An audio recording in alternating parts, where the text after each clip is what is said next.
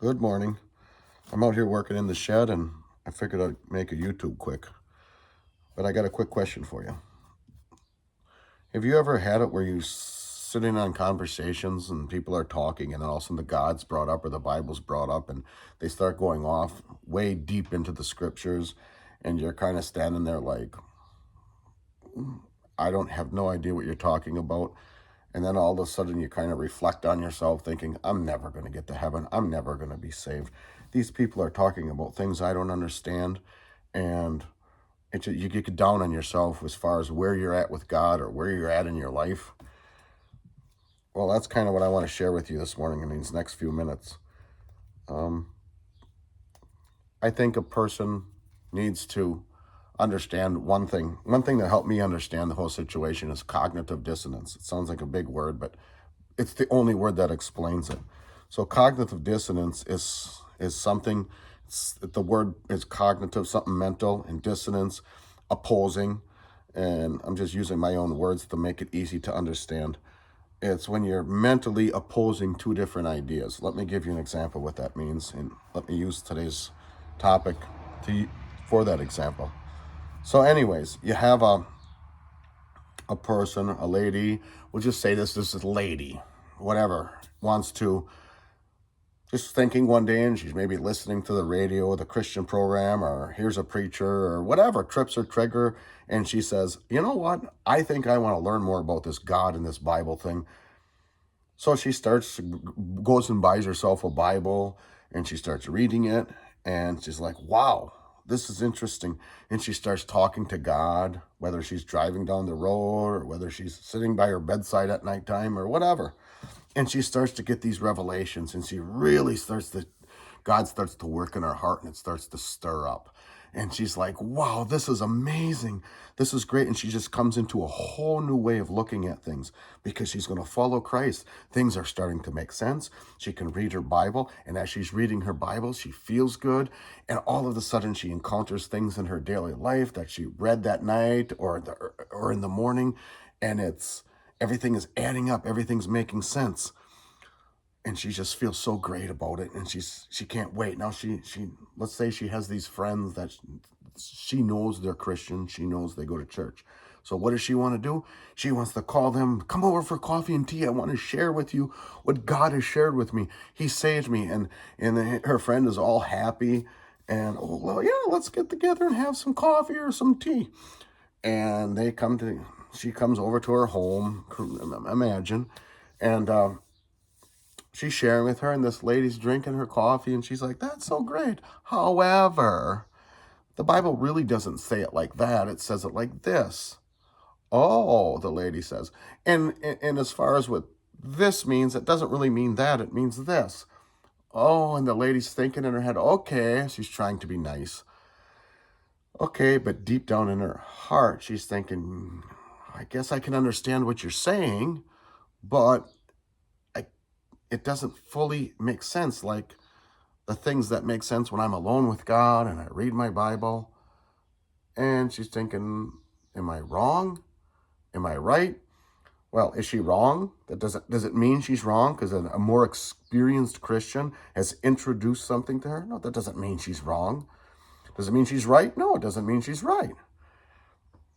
The point of it is, when she stands on her position in faith, whether it be simple and basic, but if God were to come up to her and ask her why you think, she could explain it to God step by step.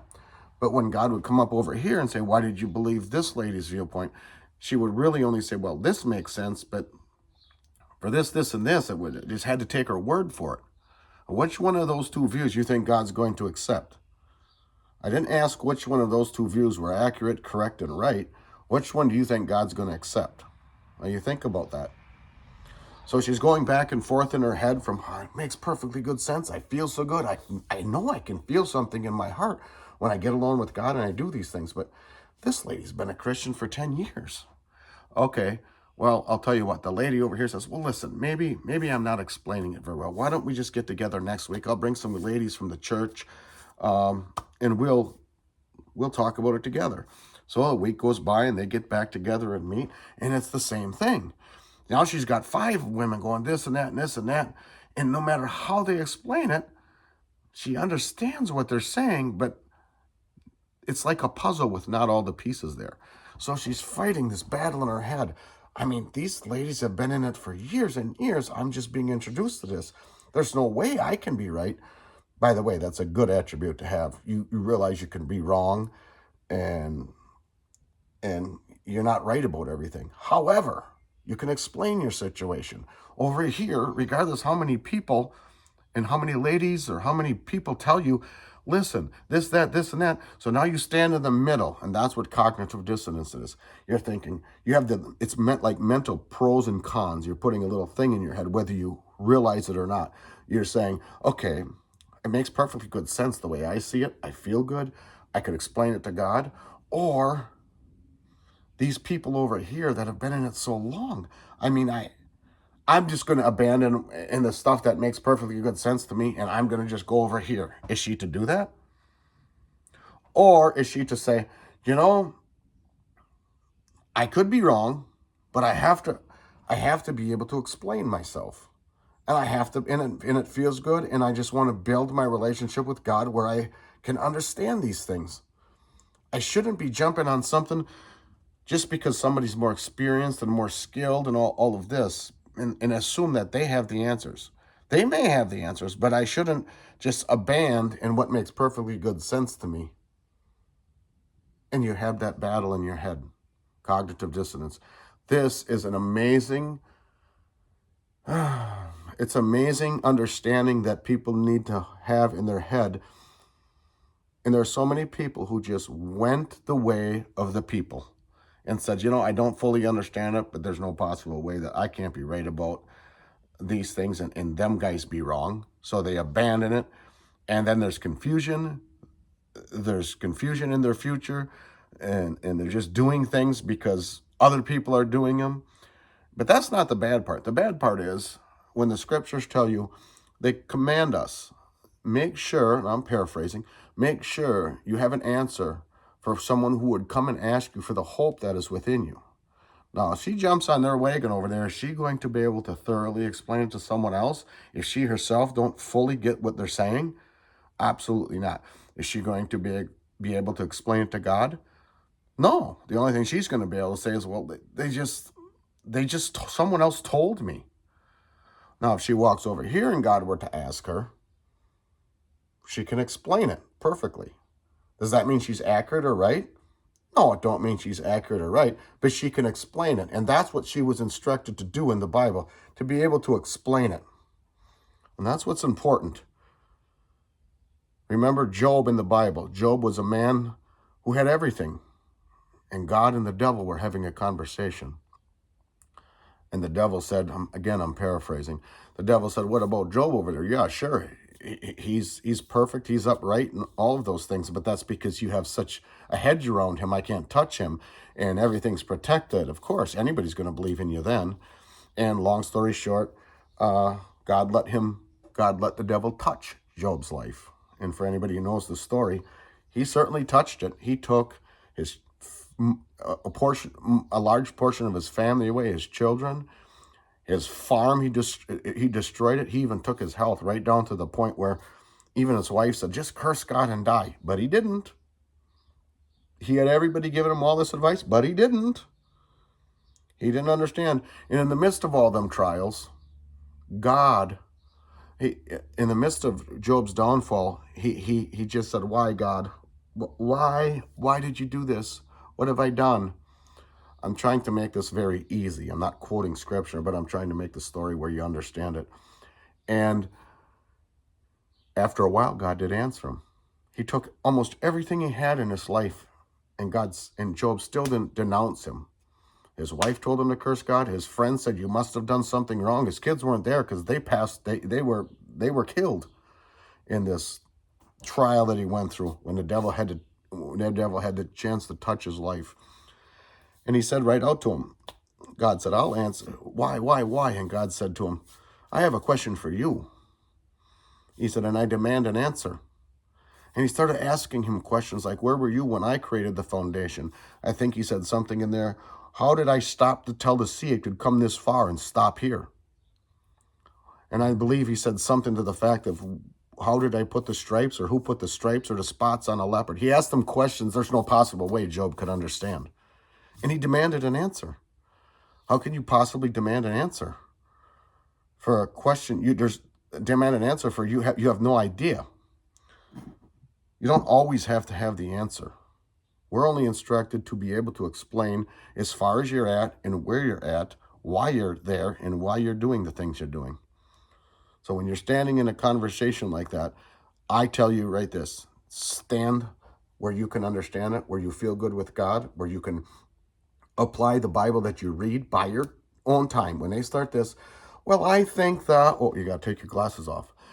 The theology behind the hermeneutics would be more like Arminianism. Blah, blah, blah, blah, blah, blah. Go hide behind some other rock. I'm not going there. Jesus picked fishermen. He said, woe to the lawyers. He helps the poor. He says, woe to the rich. Or how hard is it for a rich man to get in? It's very simple. His motive and what his point was when he came here to this earth. Everything else is a bunch of blah, blah, blah. I just want to be smarter than you, like the Pharisees and scribes. Does that mean we shouldn't grow and understand more? No, it's a daily thing. You know that. That's something that I don't have to share with you. But when you're standing there and you have that, stand it and be able to explain it. Don't worry if there's 1,000 people over there telling you you're wrong. If when you get down by your bedside at night, or you're walking down the street and you're talking to God and you're feeling it and you know you have an answer, if He were to ask you, stand right there. That doesn't mean don't move. Doesn't mean you have the right answer. But it means if you're told to explain yourself, you have an answer. And that's what we're instructed to do. 9 out of 10 times in my personal experiences, stand there. Stand there. Don't leave God, though. Don't stop reading your scriptures. I'm not saying don't fellowship with other Christians. That's you know I'm not saying that. I'm saying when you can come to a point with God and you can feel that in your heart, hold on to it. Don't worry about what the world is telling you. Don't worry about what other people are telling you. You were already told in the scriptures. Jesus said, is a servant greater than his master? They hated me, they'll hate you. And who hated him half the time? Who gave him the hard time? The hierarchies, all the educated ones. So I hope that helped out. The next time you're in having a Bible, or you're in the Bible's brought up and you don't feel you know anything, well, maybe you should get into your Bible. Maybe you should read it. Of course you should. Maybe you should get close to God. But there's a whole world out there of good, innocent people that have gone astray because they jumped on someone else's wagon in the name of, well, I can't be right about this. They must be right. And if you don't understand it and you can't put the pieces, you don't belong going there. I don't belong going there. We're not instructed to have the answers. We're instructed to try to get the answers, and we're instructed to live decent. So I hope that helped you. I hoped that helped you. Thank you for listening. I don't envy the cleanly in the background. This is a nice professional setting here. Well, anyways, thanks for listening. I hope that helped.